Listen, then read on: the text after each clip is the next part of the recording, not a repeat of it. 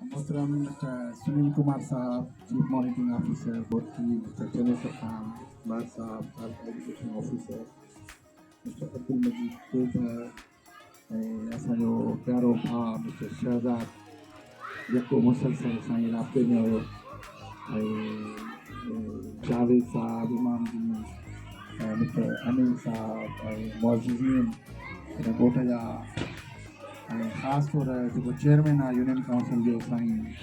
अब्दुल वाहिद साहब इहा वॾी हिकिड़ी फ़ख्र जी ॻाल्हि आहे त चेयरमैन अॼु पंहिंजे स्कूल में आयो आहे वेठो आहे ऐं ऑन पियो करे सपोर्ट पियो करे इहा वॾी हितां जी ख़ुशनसीबी आहे स्कूल हिकिड़ो प्राइमरी स्कूल हुयो ऐं हिन प्राइमरी स्कूल खे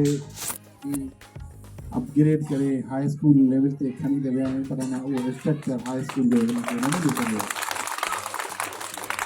ऐं ज़रूरु अलाह साईं कंदो इनशाला असांखे जीअं ई मौक़ा मुयसरु थिया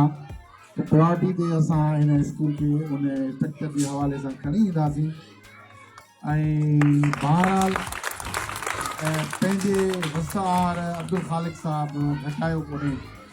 ऐं जिन वटि स्ट्रक्चर मौजूदु आहे ॼण उन्हनि जहिड़ो स्कूल ई पियो हलाए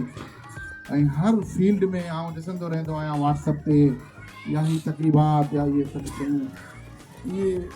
हिन जी ओनरशिप में ऐं हिन जी डेडिकेशन जे लाइ पंहिंजे इलाइक़े या पंहिंजे इलाइक़े स्कूल सां वाबिस्त आहे इहा झलके अॼु